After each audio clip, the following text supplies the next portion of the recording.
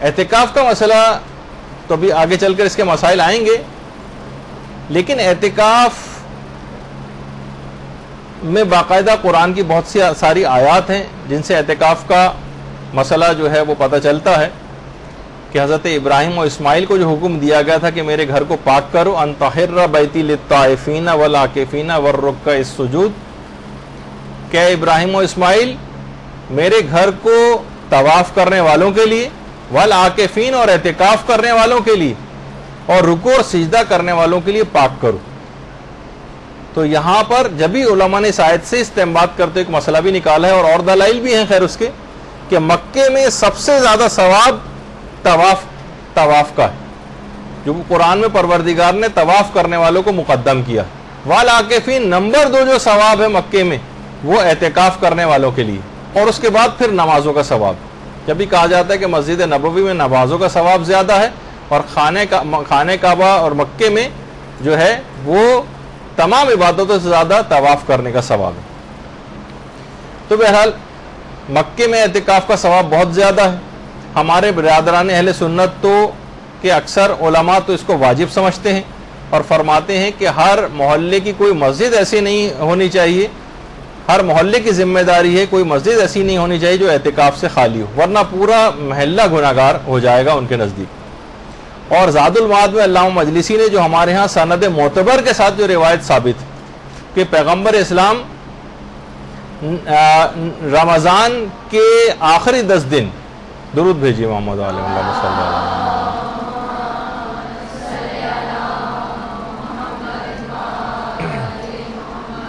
جو روایت ہے پیغمبر اسلام سے اس کے مطابق رمضان کے آخری 10 دن اعتکاف میں بیٹھنا 2 حج اور 2 عمروں کا ثواب دلواتا ہے، اور یہ معتبر سند کے ساتھ جس کو تمام علماء نے مانا۔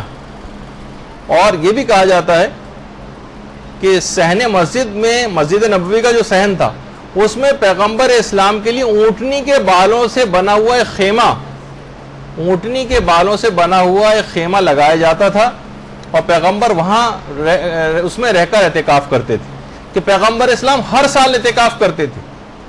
صرف 2 ہجری کا سن ایک ایسا سن تھا جس میں پیغمبر نے اعتکاف نہیں کیا، کہ جب جنگ بدر کے لیے پیغمبر کو میدان جہاد جانا پڑ گیا۔ اور پھر اگلا سال جب آیا 3 ہجری کا رمضان، تو پیغمبر نے 2 اعتکاف کیے، اس میں ایک پچھلے سال کی قضا کی نیت سے کیا، اور دوسرا جو اسی سال رواں کا ہی جو اعتکاف تھا پیغمبر نے وہ کیا۔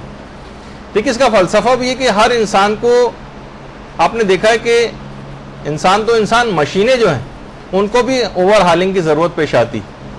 اگر انسان بس گاڑی خریدے اور چلاتا رہے، نہ تیل چیک کرے، نہ پانی چیک کرے، نہ اس کی کوئی سروس کرائے، نہ ٹیوننگ کرائے، تو بہت سی چیز میں 100-200 روپے اگر چیزوں کے اندر لگاتا جائے وہ، تو بہت بڑے خرچے سے بھی انسان اپنے آپ کو بچا لیتا ہے۔ لیکن جب پورا انجن بیٹھ جاتا ہے بعض اوقات، پھر وہ اس کو افسوس ہوتا ہے کہ میں نے اس کی خیال کیوں نہیں رکھا۔ تو جس طریقے سے انسان جو سالانہ میڈیکل چیک اپ ہوتا ہے اس میں بھی اپنا، تاکہ کوئی بیماری ابتدائی میں پتہ چل جائے اور اس کا علاج ہو سکے، اسی طرح یہ ہماری روح بھی ہے کہ بعض اوقات وہ لوگوں کے ساتھ رہتے رہتے ہر قسم کے لوگوں سے آپ کا اور ہمارا واسطہ پڑتا ہے، فاسق و فاجر اور بدکار، ہر شخص اپنے اثرات ہم تک پہنچاتا ہے۔ آپ دیکھتی ہیں نا کہ جس طریقے سے کوئی سڑی ہوئی مچھلی اگر کسی کمرے کے اندر رکھی ہو اور آپ لاکھ اسپرے بھی وہاں پر کر دیں تو اب بھی وہ سڑی ہوئی مچھلی جو ہے وہ غالب آ جاتی ہے بعض اوقات، اور وہ عطر اور پرفیوم کی خوشبو کے اوپر بھی۔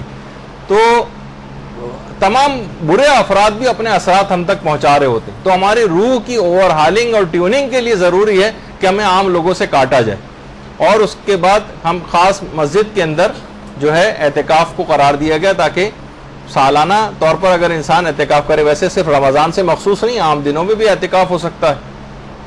تو بہرحال اس لحاظ سے ایک اپنی روح کی بالیدگی کے لیے ضروری ہوتا ہے۔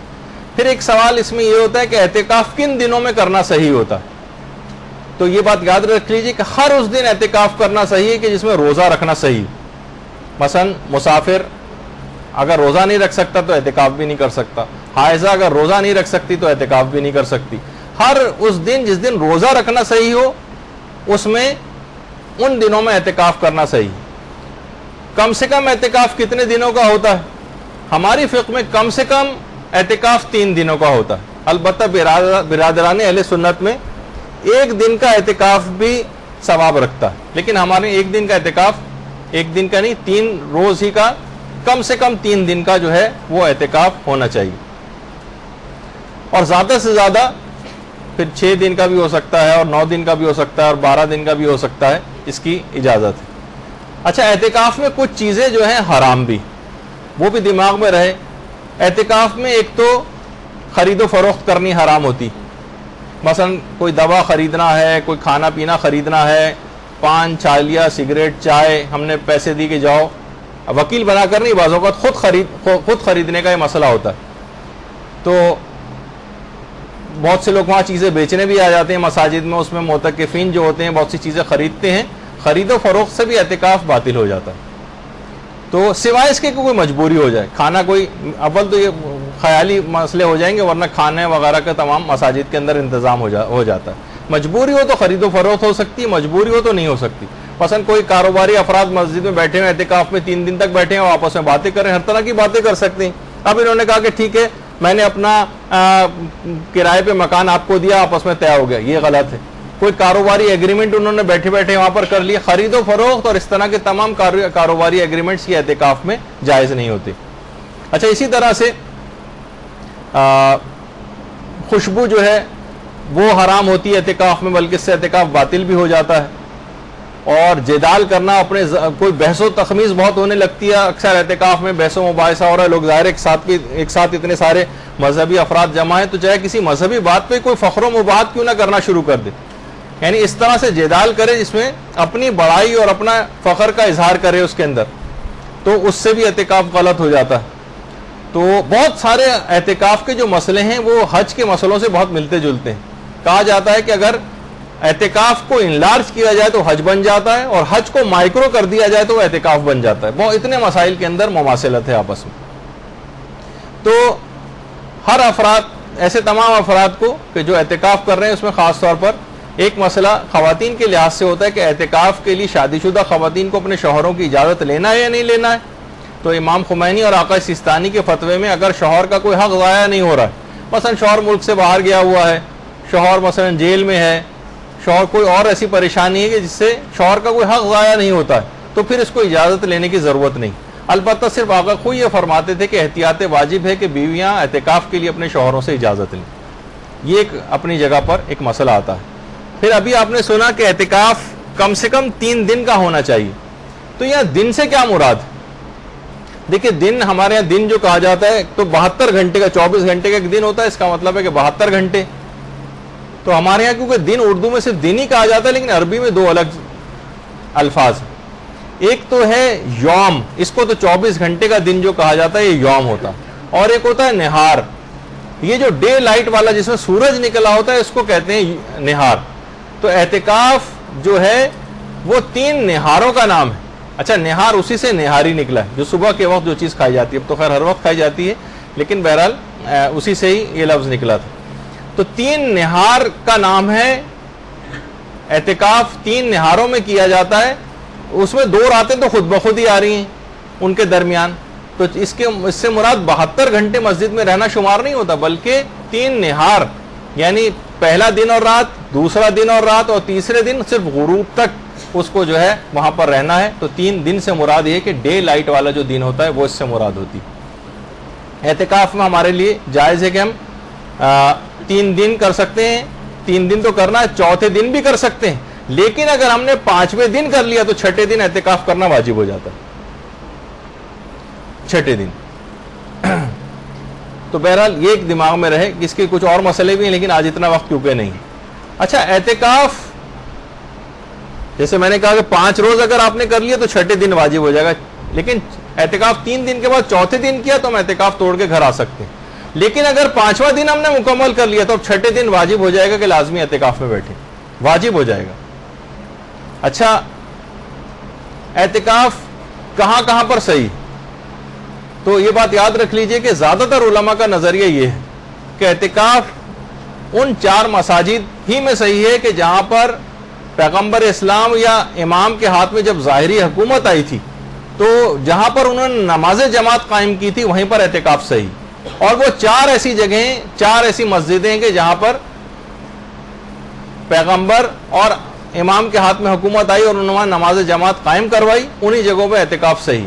ان میں ایک تو مسجد الحرام ہے، مسجد الحرام یہاں پر اعتکاف صحیح، دوسری ہے مسجد نبوی، یہاں پر اعتکاف صحیح ہے، تیسری مسجد کوفہ، یہاں اعتکاف صحیح ہے، اور چوتھی ہے مسجد بصرہ، یہاں پر بھی اعتکاف صحیح۔ امام خمینی فرماتے تھے احتیاط واجب ہے کہ ان 4 مساجد کے علاوہ کسی اور مسجد میں اعتکاف صحیح نہیں، چاہے وہ جامع مسجد ہی کیوں نہ ہو۔ امام خمینی کا نظریہ، امام خمینی کی تقلید میں جو سوائے اس کے کہ وہ رجا کی نیت سے جامع مسجد میں اعتکاف کر سکتے ہیں، لیکن یہی صرف 4 مسجدیں، خانہ کعبہ، مسجد الحرام، مسجد نبوی، مسجد کوفہ اور مسجد بصرہ، ان کے علاوہ امام خمینی کے فتوے میں کسی جگہ اعتکاف صحیح نہیں، صرف رجا کی نیت سے اعتکاف کر سکتا ہے امید ثواب میں، ورنہ ثواب مستحب والی نیت بھی نہیں کر سکتا۔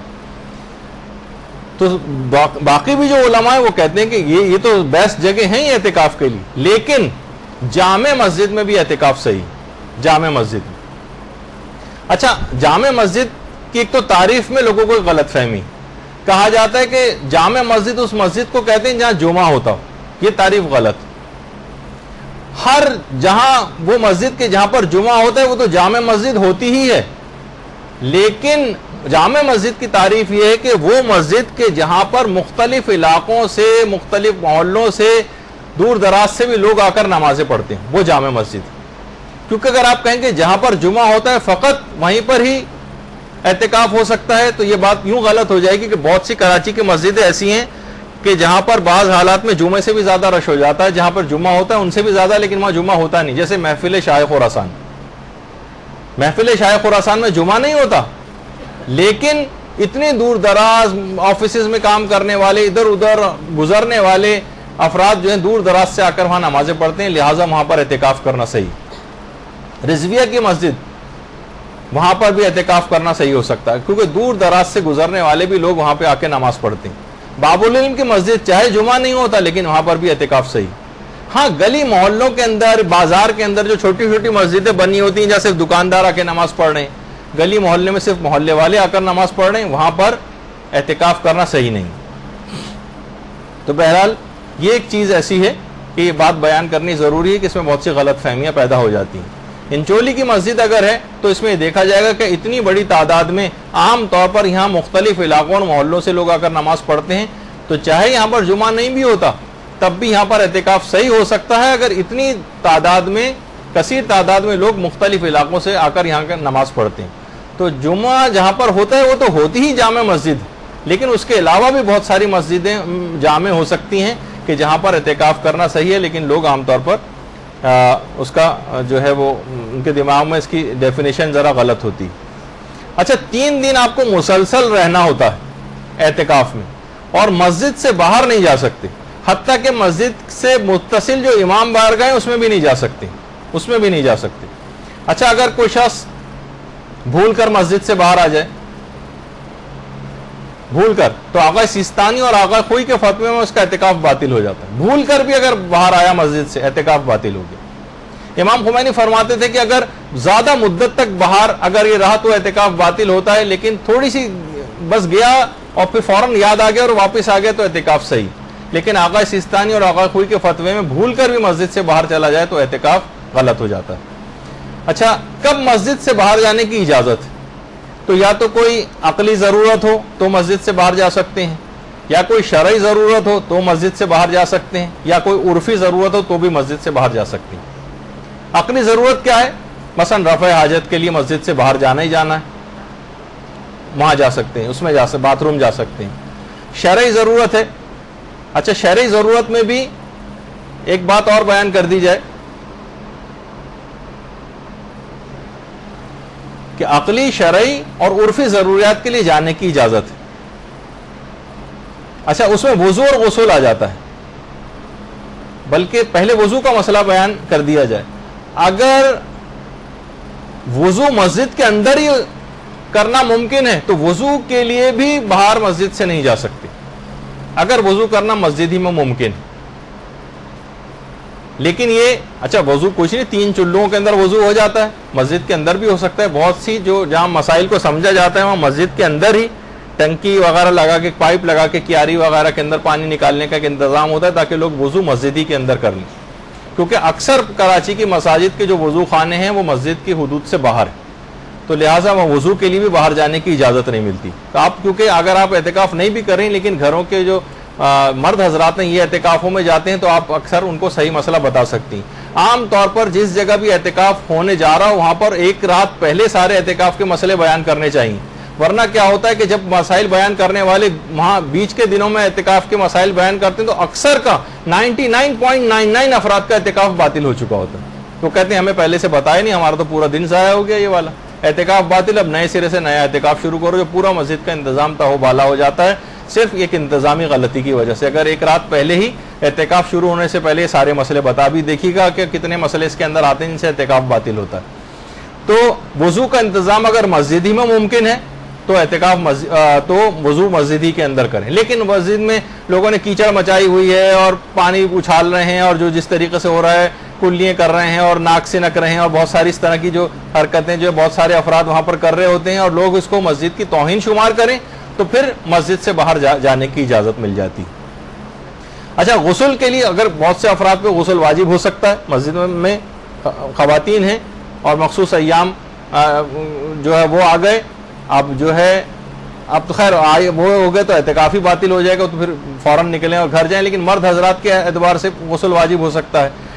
تو امام خمینی فرماتے تھے کہ وہ غسل جو مسجد کے اندر ہو سکتے ہوں نہیں، بلکہ وہ کہتے تھے غسل کے لیے مسجد سے باہر جانے کی اجازت ہے. امام خمینی کے فتوے میں غسل کے لیے مسجد سے باہر جانے کی اجازت ہے.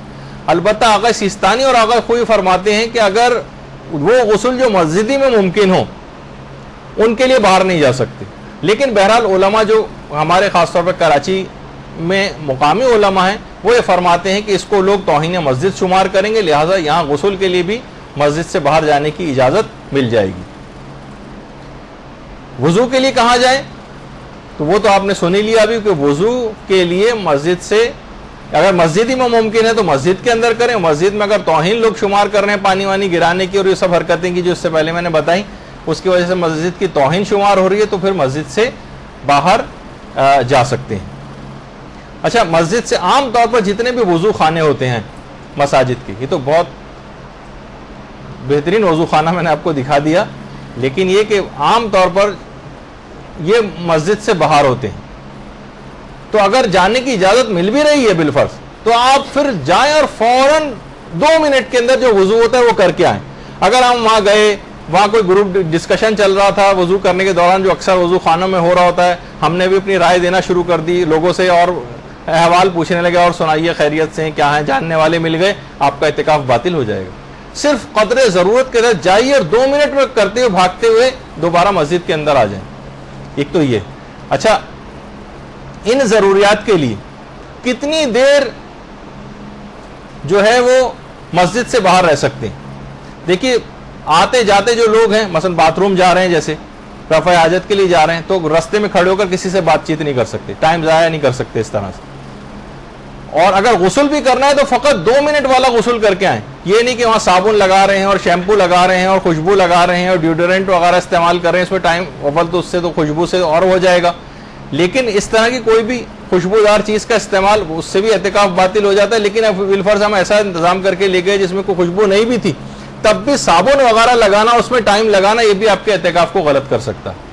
تو عام طور پر مساجد کے باتھ روم اس طرح کے تو ہوتے نہیں. ہمارے ہاں جو مساجد کے باتھ روم ہوتے ہیں اس کے اندر تو زیادہ دیر ٹھہرنا ممکن بھی نہیں ہوتا، اور بہت سے تو اگر میں دکھاؤں آپ کو تو آپ حیران و پریشان رہ جائیں، اس طرح کے باتھ رومس وغیرہ بھی ہوتے ہیں.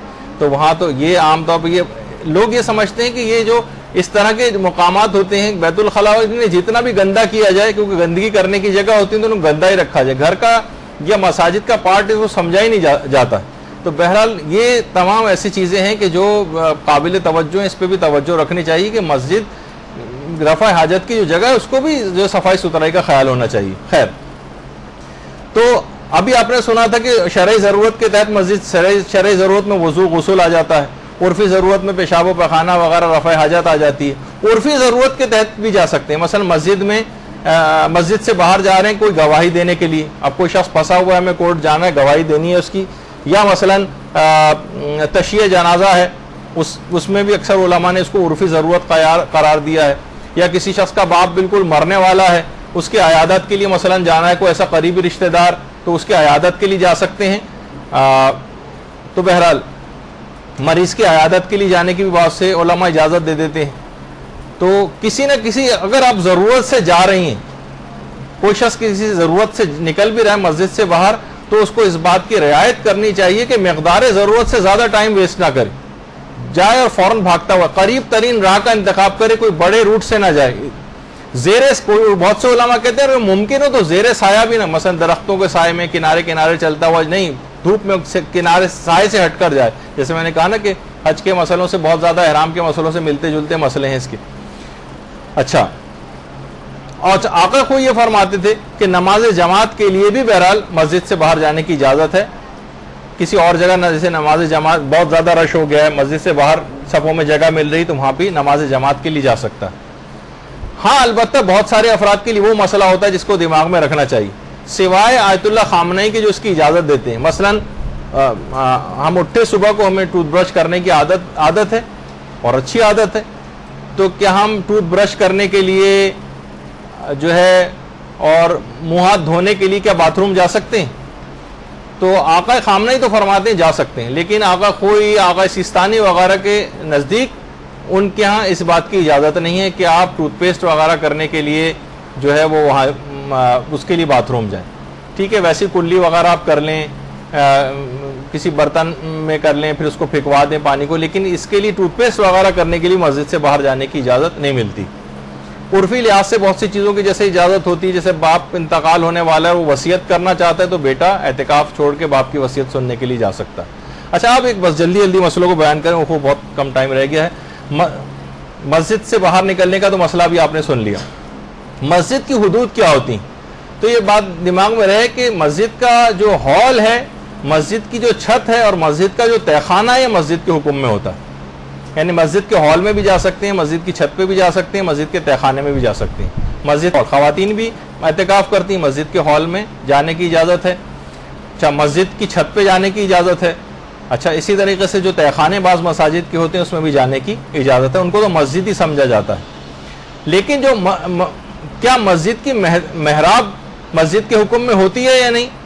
بہت سے علماء کہتے ہیں کہ مسجد کی جو محرابیں, مسجد کی محراب یہ اسلامی آرکیٹیکچر کا ویسے حصہ نہیں تھی, بعد میں شامل ہو گئی. جو اس زمانے میں ظالم بادشاہ ہوتے تھے, انہوں نے مسجد میں ایک دروازہ بنایا ہوتا تھا جن پہ اپنے اوپر حملوں کا خوف ہوتا تھا, مجھ پر حملہ ہو تو میں یہاں سے نکل کے بھاگ جاؤں. لیکن بہرحال بعد میں پھر آہستہ آہستہ یہ اسلامی آرکیٹیکچر کا حصہ ہی بن گیا. تو بہرحال مسجد کی محراب بھی اب مسجد کے ہی حکم میں ہے اور اس میں کوئی مسئلہ نہیں. اچھا, ہر وہ تو ابھی آپ نے سنا کہ مسجد کی ہال, مسجد کا چھت, مسجد کا تہخانہ, وہ تو مسجد کے حکم میں.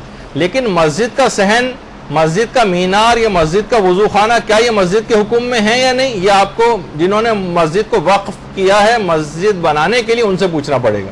حالت شک میں مسجد کے صحن میں نہیں جا سکتے, لیکن عام طور پر صحن کے متعلق مسجد کے ساتھ ہی جو ایک جہاں ہوتی ہے اس کے ساتھ ہی ایک صحن سا بنا دیا جاتا ہے. زیادہ تر علماء کہتے ہیں اس میں اطمینان ہوتا ہے کہ مسجد کے حکم میں. لیکن مسجد کا مینار ہے, مسجد کا وضو خانہ, جب تک شک ہو کہ مسجد کے اندر شامل ہے یا نہیں, تب تک وہاں پر جانے کی اجازت نہیں. اور شک کی حالت میں کسی بھی مشکوک جگہ پر جانے کی آپ کو اجازت نہیں ہوتی مسجد سے باہر نکلنے کی. شک ہو کہ پتہ نہیں جگہ مسجد کے حکم میں ہے یا نہیں, آپ وہاں چلے گئے نہیں, اس سے اعتکاف پہ فرق پڑ جائے گا. اچھا, اسی طریقے سے مسجد کے سامنے کا ایک میدان ہوتا ہے, جیسے آپ انچولی کی مسجد میں جائیں, سامنے ایک پارک بنا ہوا ہے, میدان بنا ہوا ہے, راہداری بنی, اس میں لوگ چلتے ہوئے جا رہے ہوتے ہیں ایک دروازے سے دوسرے دروازے. وہ جگہ مسجد کے حکم, مسجد کی باؤنڈری وال کے اندر تو شامل ہے وہ, لیکن مسجد کے حکم میں نہیں ہوتی. مسجد اسے کہتے ہیں جسے واقف نے, وقف کرنے والے نے مسجد کی نیت سے وقف کیا ہو. اور وہ تو جس جگہ پہ لوگ چپلیں وغیرہ اتارتے ہیں پھر عام طور پر اندر جاتے ہیں, وہ جگہ مسجد کہلاتی. لیکن لوگ جہاں پر چپلوں سمیت چل پھر رہے ہیں, اس کے معنی یہی ہوتے ہیں کہ اس جگہ کو یہ مسجد کے حکم میں نہیں, اور وہاں جانے کی پھر کسی کو اجازت نہیں ملتی. پھر ایک سوال یہ ہے کہ کیا عورتیں گھر میں اعتکاف کر سکتی؟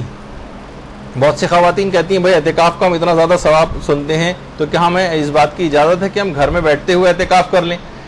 تو سارے مجتہدین کہتے ہیں کہ نہیں, اعتکاف گھر میں نہیں ہو سکتا عورتوں کا, مسجد ہی میں ہوگا. سوائے آیت اللہ خامنئی کے. وہ یہ فرماتے ہیں کہ رجا کی نیت سے عورتیں اپنے گھر میں بھی اعتکاف کر سکتی ہیں, لیکن بقصد رجا. ثواب مستحب بھی نہیں کہتے, ہو کہتے ہیں امید ثواب میں چلیں, کچھ نہ کچھ ثواب آپ کو مل سکتا ہے, امید ثواب میں گھر میں بھی اعتکاف کیا جا سکتا ہے. لیکن باقی سارے علماء کہتے ہیں کہ فقط جامع مسجد میں اعتکاف صحیح ہے, اور ان 4 مساجد میں جس سے پہلے آپ نے سنا. اور کچھ علماء اس کے بھی قائل ہیں کہ جس طریقے سے آپ نے روزے میں سنا تھا, جیسے یہ میں فقط آیت اللہ خوئی کا مسئلہ بیان کر رہا ہوں, باقی کا میں اس کو دیکھ نہیں سکا, کہ اعتکاف میں نیت کے خلل سے بھی اعتکاف باطل ہو جاتا ہے. جیسے آپ نے روزے میں سنا تھا کہ اعتکاف کہ روزے میں اگر کوئی نیت کسی کی خراب ہو جائے کہ میں روزے کو باقی رکھوں یا نہیں رکھوں, توڑوں یا نہ توڑوں, تو اس سے بھی روزہ باطل ہو جاتا ہے. وہ کہتے ہیں اعتکاف میں نیت کے خلل سے بھی اعتکاف باطل ہو جاتا ہے. آیت اللہ خوئی کا مسئلہ تھا, باقی علماء کے میں فتاوی سلسلے میں دیکھ نہیں سکا. اب آپ بہرحال اگر اس لحاظ سے دیکھیں تو اعتکاف کے متعلق کہا جاتا ہے کہ یہ ایک ایسی راہ آسمانی ہے جس سے انسان بلند بلند مقامات کو جو ہے وہ طے کر سکتا ہے. اعتکاف کی بڑی اہمیت مختلف ایران وغیرہ کے اندر, اور ہمارے ہاں بھی اب کافی ہونے لگی ہے انقلاب کے بعد, ورنہ یہاں پر مساجد میں اعتکاف ہوتا بھی نہیں تھا. اعتکاف میں کتنی انسان عبادتیں انجام دیتا ہے, کتنی ہی دعائیں جو ہے وہ کر رہا ہوتا ہے. بہترین عبادت ہے اعتکاف. مساجد کے اندر اس کی رعایت کرتے ہوئے, احترام کی مساجد کے اندر اس میں علم حاصل کیا جاتا ہے, علماء آ کر درس وغیرہ دیتے ہیں, خواتین تک کے بہت بڑی تعداد میں اعتکاف ہوتے ہیں. یہاں پر ہمارے برادران اہل سنت میں ہمارے ہاں خواتین اتنی زیادہ ان کے لیے سہولیات نہیں ہیں, لیکن ایران میں خواتین الگ سے بھی باقاعدہ جو ہے وہ اعتکاف کرتی ہیں, اس کے اندر اپنی روحانیت کو بلند کرتی ہیں تسبیحات و اذکار اور دعاؤں کے ذریعے. تو بہرحال یہ تمام چیزیں ایسی ہیں کہ اگر کبھی موقع ملے تو اس نعمت کو بھی حاصل کرنے کی کوشش کریں. تو بہت ساری باتیں اور سوالات بھی آپ لوگوں کے آگے کا آج گفتگو یہاں پر ہم روک رہے ہیں. انشاءاللہ اب چوتھی نشست جو اس کے بعد ہوگی شب قدر کی گفتگو کے بعد, اس میں ہم باقی ماندہ رمضان کے احکام اور بیان کریں گے. وصلی اللہ علی محمد وآلہ الطیبین الطاہرین. برحمتک یا ارحم الراحمین وصلی اللہ علی محمد وآلہ الطاہرین.